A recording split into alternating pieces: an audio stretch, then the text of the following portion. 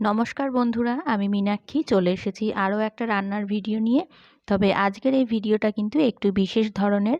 তার কারণ এত বছর ধরে রান্না করছি, এই প্রথমবার একদম জীবনে প্রথমবার আমি কিন্তু কোনো রান্নার কম্পিটিশনে নাম দিয়েছি এবং তার জন্যই রান্নাটা করছি। এবং সবথেকে বড় প্রাপ্তি সেটা হচ্ছে আমি কিন্তু সেই কম্পিটিশনে দ্বিতীয় স্থান অধিকার করে ফেলেছি। তো আজকে সেই রেসিপিটাই তোমাদের সঙ্গে শেয়ার করব।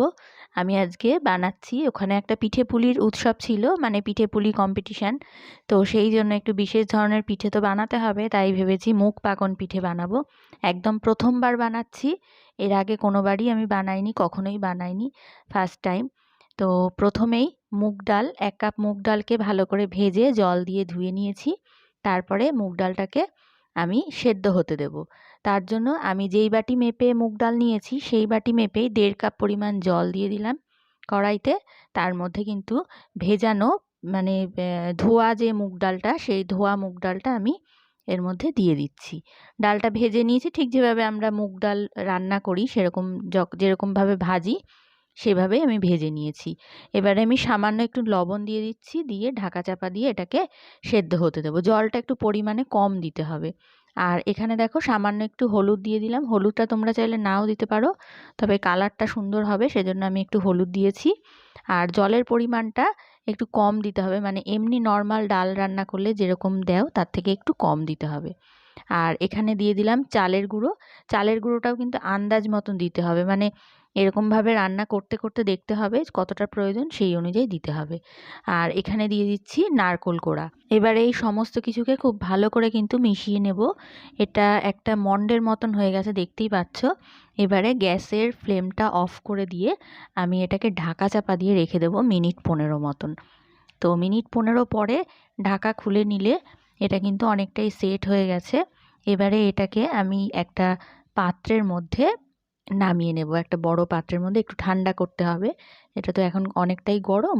তো একটু ঠান্ডা করে নেওয়ার জন্য একটা এরকম ছড়ানো পাত্রের মধ্যে আমি এটাকে নামিয়ে নিচ্ছি। মুগ পাকন পিঠে অনেকেই অনেকভাবে বানিয়ে থাকে, এর মধ্যে অনেকে ডিম দেয়, কিন্তু আমি কিন্তু এই রান্নাটাতে আজকে ডিম দেইনি, ডিম ছাড়াই করেছি। তো এই পর্যায়ে আমি এর মধ্যে দিয়ে দিলাম ঘি, পরিমাণ মতন ঘি দিয়েছি, দিয়ে এবারে খুব ভালো করে এটাকে মেখে নেব। যেভাবে আটা বা ময়দার ডো বানাই আমরা, মেখে নিই যেভাবে, সেরকমভাবে মেখে নেব। এটা এখনও কিন্তু অনেকটাই গরম আছে, হাত দেওয়া যাচ্ছে না। তো বেশ কিছুক্ষণ পরে আমি কিন্তু ওটা মেখে নিয়েছিলাম। তারপরে এরকম বেশ বড় বড় সাইজের লেচি কেটে নিয়েছি। তোমরা চাইলে একটা অনেক বড় লেচি কেটে বেলে নিতে পারো, তা আমি বেলে নেইনি। আমি অল্প অল্প করে ঘি দিয়ে এটাকে হাত দিয়ে চেপে চেপে এরকমভাবে একটু মোটা সাইজের একটা মানে বলতে পারো গোলাকার শেপ দিয়েছি। এবারে এরকম টুথপিক দিয়ে এটাকে ডিজাইন করে নিয়েছি। তো আমি প্রথমে কয়েকটা পাতা বানিয়েছিলাম, তোমরা যেরকম খুশি বানাতে পারো, যেরকম মনের মতন বানিয়ে নিতে পারো। কারোর কাছে যদি ছাঁচ থাকে তাহলে ছাঁচে ফেলেও ডিজাইনটা করে নিতে পারো। আমি এরকম টুথপিক দিয়ে কয়েকটা পাতা ডিজাইন করেছি, আর কয়েকটা আমি গোল গোল করে ফুলের ডিজাইন করে নিয়েছি। নিজের মনের মতন করে করো। তা আমার কাছে খুব একটা সময় ছিল না হাতে, আগের দিন বসে বসে এগুলো বানিয়েছি সমস্ত।